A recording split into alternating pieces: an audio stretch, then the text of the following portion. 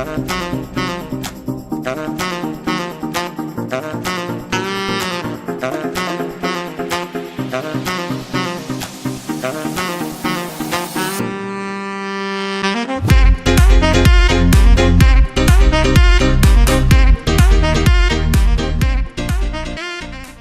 there guys, welcome to Dino's Vault. Today, just as you guys kept requesting, I give you my first ride review of the Bajaj Pulsar 150 UG5. Now this had to happen sooner or later because though Pulsar 150 still continues to be the best selling Pulsar for Bajaj, with the competition really intensifying in the 150 to 160cc segment and all sorts of bikes literally invading the market, Bajaj had to give their bestseller a comprehensive update that would allow the Pulsar 150 to stay afloat in this heavily crowded and the most action-packed segment.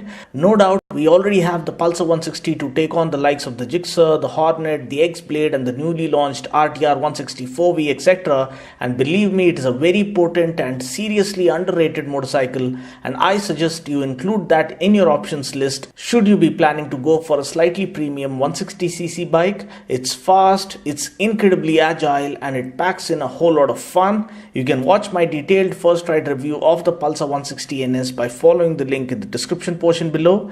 Now coming back to the Pulsar 150 UG5, let's just go ahead and find out as to what all new we get with this new model. The first and the most obvious thing is the Pulsar 180 design silhouette being adopted for this bike, which lends the bike a more sportier appearance compared to the somewhat commuterish appearance of the preceding model.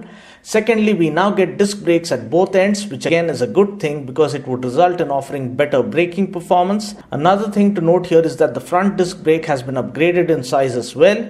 We used to get a 240mm disc earlier, but now we get the 260mm unit from the Pulsar 180, which is really good.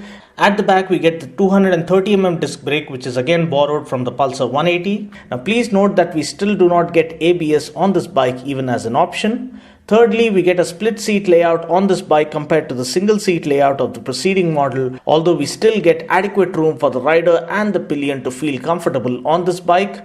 Fourthly, we also get new body graphics that lend the bike a refreshed look. The overall paint finish seems to be of good quality, and the blue bits really make the bike look a lot more striking than before. Next, we also get wider tires now. We now get a 90x90 tire up front as opposed to the 80x100 tire of the preceding model, and we also get a wider 120x80 tire at the back compared to the skinny 100x90 tire of the preceding model. The tires are tubeless. Also, the older model's rear tire came with a speed rating of P, but this new model gets a rear tire with a speed rating of S. Now, speed rating indicates the maximum speed a tire can attain. P-rated tires can do around 150 km per hour, whereas S-rated tires can do 180 km per hour. So this means the fatter rear tire that we now get on this model can complement the bike's sporty performance better at higher speeds. Next, we also get fatter 37mm front forks being carried forward from the Pulsar 180 onto this new model, which lends the bike a much better front end feel. Now, dimensions wise, the new model is different as well. So we can say that this is indeed a comprehensive upgrade that the Pulsar 150 UG5 has received this time around. The width of the new model is up by 10mm. The overall length is down by 20mm and the overall height is up by 55mm. Now please note that these new dimensions are absolutely identical to that of the Pulsar 180. So though the wheelbase is not yet known officially yet, I am speculating that it would be similar to that of the Pulsar 180 at 1345mm, which is 25mm more than that of the preceding model. Now this increased wheelbase would result in better high-speed stability. Similarly, the seat height too is not yet mentioned anywhere, but I'm hoping it to be same as that of the Pulsar 180, which is 790mm.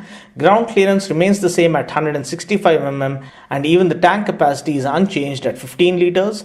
We also get a wide background on the analog tachometer with racier looking fonts, and we get blue backlighting for the digital console. Now, as a result of all these aforementioned changes, the twin disc variant is around 4,000 rupees dearer than the older model. Now, looking at the engine specs, powering the new Pulsar 150 UG5 is a 4-stroke single-cylinder air-cooled 149.5cc DTSI engine that puts out 14 PS of max power at 8,000 RPM and 13.4 Nm of max max torque at 6000 rpm, and this comes mated to a 5-speed gearbox. Now please note here that the power and torque figures are absolutely identical to that of the preceding model, with no change in numbers whatsoever, at least on the spec sheet.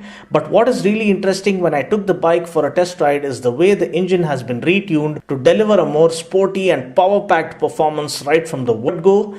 Being a former owner of the Pulsar 180 myself, for a moment it felt as if I was riding the Pulsar 180. The bottom end torque is quite intense and the bike literally leaps ahead as you slot it into gear and let go of the clutch. The way the power is delivered is also more in line with that of a sport bike rather than the slightly commuterish type of power delivery that the older Pulsar 150 had on offer.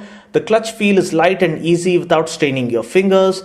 The throttle action and the throttle rotation is light and easy as well, and the throttle response is again sporty and racy. Now forgive me for using the word sporty over and over again, but that's exactly how the bike feels. I mean, you can hear that whistling sound as you ring the throttle hard, and the way the bike accelerates is also a lot better than the older model. Now while the power delivery on the older model was nice and linear and refined, this one offers the same refinement and excitement, but also adds in that extra intense feel, which is what makes it different than the older model. The high-speed stability is great thanks to the longer wheelbase and the fatter rear tire with higher speed rating. There are no vibrations whatsoever, at least up to speeds of 80 to 85 km per hour. Talking about the brakes, we get a larger 260mm disc up front and a 230mm disc brake at the back. Now, though the brakes felt decent enough during the course of my test ride, I feel that they would offer better bite once the bedding in process of the brake pads and the rotors is done with usage.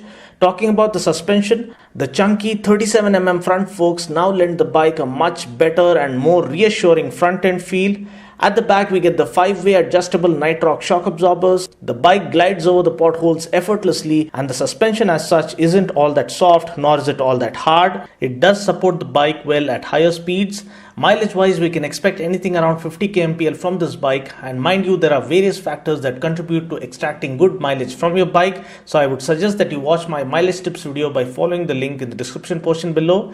Price ex-showroom Hyderabad for the Pulsar 150 UG5 twin disc variant is Rs 78,592. Well, that's pretty much it for now. I just hope you found this video useful. Until next time, this is Dino saying ciao, take care, God bless, and ride safe.